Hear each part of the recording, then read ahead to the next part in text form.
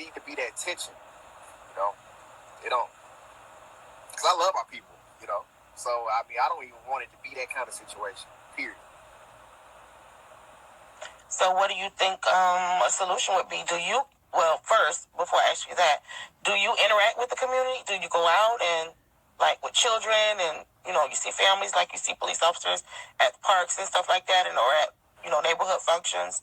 Do you interact with your community? I do. You do?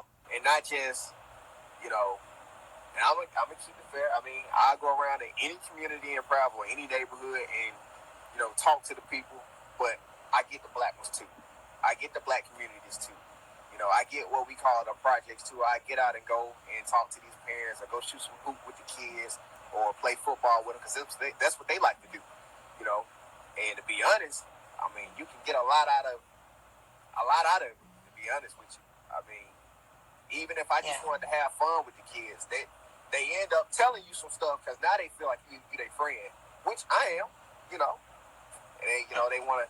Everything opens up once they get comfortable with you. So, but I like going out there though, just to show them, hey, I mean, I'm like you. The only difference between me and you is that you're not doing this job. You're doing something different. That's the only difference. Yeah. But I'm like you too. Right. So do you think we need more of that to help bridge the gap? We do. We really do. We really do.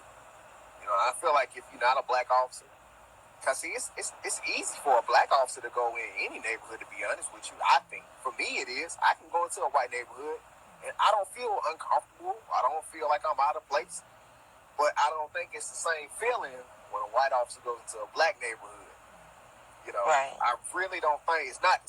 It can't be. It's not the same feeling.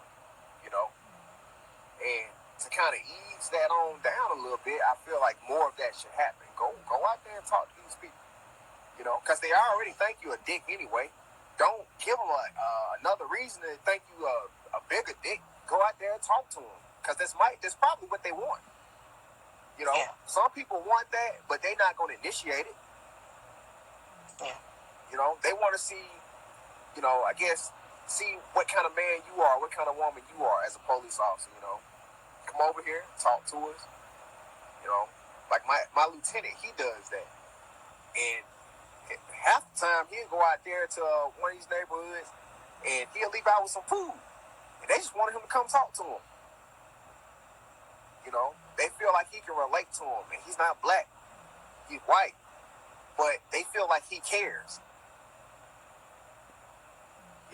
They feel like he cares, and just by him having a conversation that's, not in front of a lot of people or anything like that, it feels more personal, and that's what people want. That's what I would want. So any suggestions as to how we bridge the gap and get the negativity stamp off of law enforcement, other than just going out to communities?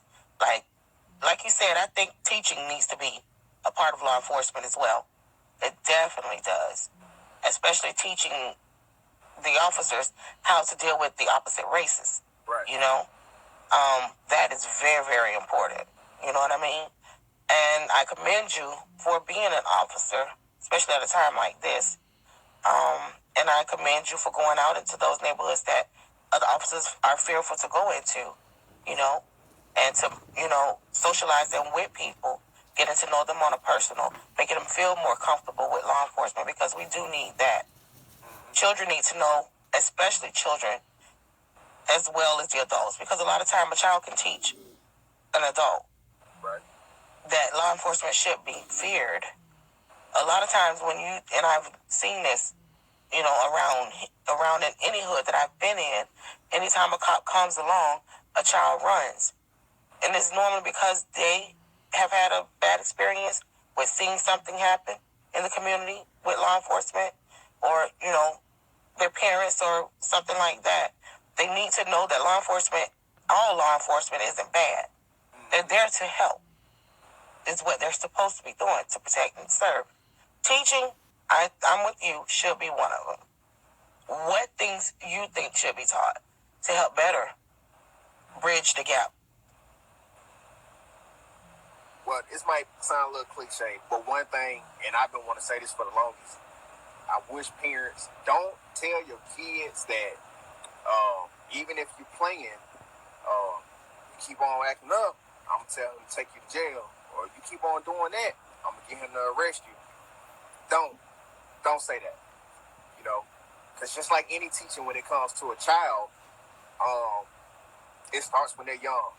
And the thing is, you can teach a child and they're going to learn consciously, but at the same time, they're also going to learn subconsciously. You know, they're going to start doing things out of habit, you know, which they're subconsciously doing because they're not thinking about it. They're just doing it, you know. They built up that routine of doing it. So, once you tell a child so many times when they're young, you do this, you do that, I'm going to call the police, you do this, you do that, you know, he's going to take you to jail.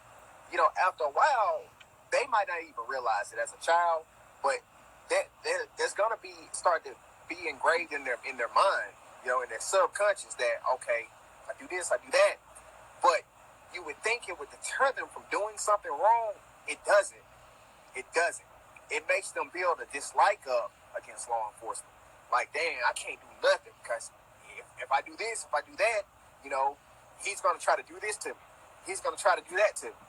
You know, it does. I mean, so I wish parents would not say that.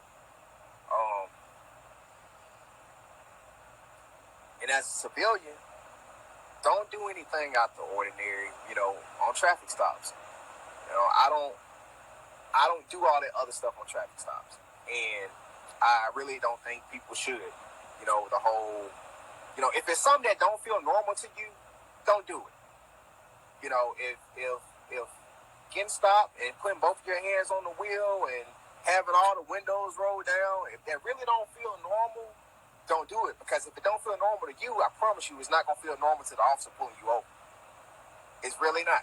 You know, if I pull somebody over and I see they're sitting straight up like this with both their hands on the steering wheel, I'm not going to lie. I don't get scared, but my ears go point up to the sky. You know, I get a little cautious. Like, why are they doing this when a normal, you know, your average person don't do all that for real. Like, let's be honest.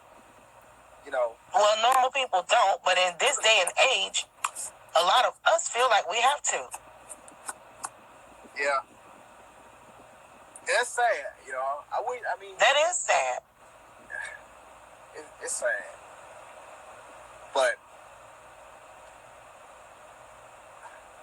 just coming from experience, if it works for you, it works for you. So if it works for you, keep doing it.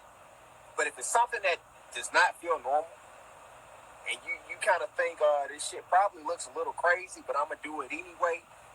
You're not thinking that by yourself. The officer pulling you over thinking it too. But if you got a good officer, if you got a good officer that's just really observant, not head over heels, I think everything should go fine. Everything should go fine. You know, you got to know people. You just got to know people. In this line of work, you got to know people and you got to understand them. You know, you got to understand why they doing what they doing. So, you know, and like you said, in this day and age, that's why people are doing what they're doing. There's your answer right there. This day and age, the way things are going, you know, the relationship between people and the police or people and the government, it's just, that's why things are the way it is. So I think more people in their community, you know, I do not think it should just be a one-sided thing where law enforcement should just go out and just straight up just engage. But I think it should be a mutual kind of thing where, you know, hey, if you want this to happen in your community, you make this happen in your community. But as officers, if you want to see change in the communities that you patrol or police, then you need to go out here and make some change that you want to see in your community. It should be both, you know. Right. It should be both, you know. contact your police department and see what kind of things y'all can set up for the community. Because I promise you, I mean, these kids are watching, you know, and I would rather these kids see some good interaction between the police and their dad or the police and their mom than having to be called out there because mom hit dad or dad hit mom, you know, or dad got a warrant, so now I got to go arrest him in front of his kids. You know, it don't have to be like that. It doesn't.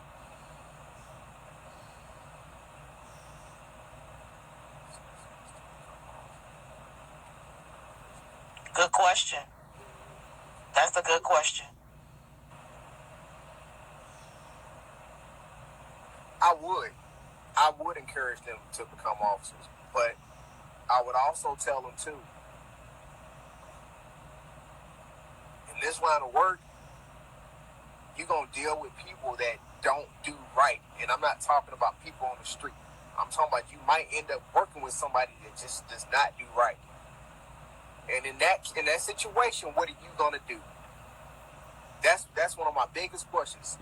What kind of integrity do you have as a person that when you're working by somebody that's, you know, that might be crooked, it might be a crooked police officer, it might lie, you know, they might steal stuff from a stop or a scene, or, you know, they turn their body cam off and now they just chewing somebody out. You know that they're doing wrong. What are you going to do? Are you going to just sit there and allow it? Or are you going to stand up and do something about it? If more officers held other officers accountable, I think that'll also help alleviate some of the issues too. You know, Yes. if you sit there and allow somebody else to do something wrong, even if you don't intervene or say nothing, you know, and you ain't really taking part in it, you are taking part in it because you ain't stopping. And you knew it was wrong. You know, you knew it was wrong. Relations with the community. Yeah, it would definitely help relations. It would definitely, yeah, it would help. It would help because I know from when before I became a police, I wanted to see more black police out there, you know, because I'm not gonna front. Growing up, I felt like this world was really white, and I asked my mom that one day. I was like, Mom, why it seem like just everything's so white? This commercial's white. This guy owns his business is white. Everybody that comes to our house that's like works on the ambulance or the police, they're white. When I go to the hospital, my doctor's white. I'm like, dang, you know. And then when I thought about it, where I see all my other black people at, you know, I see them out in my neighborhood. And that was about it. So I think more people of color should join this profession if they want to. You know, if they feel like it's for them. It takes a special kind of person to do something like this. But not just this. I mean, hell, it takes a special kind of person to be a lawyer. So, I mean, I would, but they gotta make sure that this is something that they want to do. They gotta make sure this is something they really want to do. Because if you do this and you allow this job to completely just take away who you are at the core, like who you really are as a person, it's not the job that you should be doing. You know, it's really not.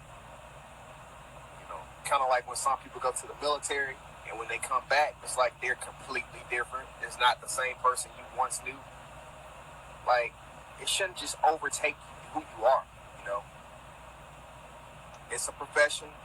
You work it 8 to 5 or whatever shift, 12 hours a day, 8 hours a day. But when you come home, you know, you still gotta have your sanity.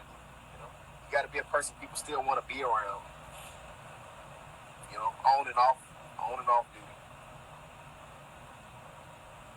So yeah, especially more black women. I encourage more black women definitely to become police officers. Definitely, because black women get stuff done. So, you know.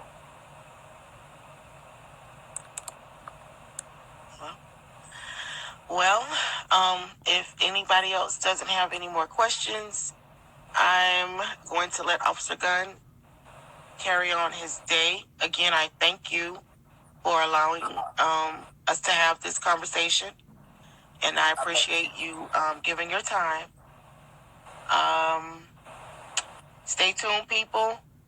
We will be having more talks like this with various other individuals about law enforcement and about, helping to bridge the gap in the communities. And if you guys have any suggestions or any questions, feel free to ask them, and we'll try to get them answered. Officer Gunn, do you mind us forwarding questions to you? Should anybody have any other questions? Nah, yeah, anybody can. I'm open. I'm an open book, so it's all good. I like it. I like these kind of talks. So. Well, we thank you very much, sir, and hopefully you'll have a nice day. Here it looks like it's gonna get a little gloomy, so we might get a little rain. And so I'm gonna hide for cover. I'm gonna run for cover. I'm a little stuffy as you can see, my eyes are a little puffy, but I guess that's this Florida weather or what have you. Please, please, please be safe. I will. And make it home tonight. I will. I applaud you and I thank you. And we do need more like you to police our own communities. Thank you so much, sir. Thank you. Have a blessed one.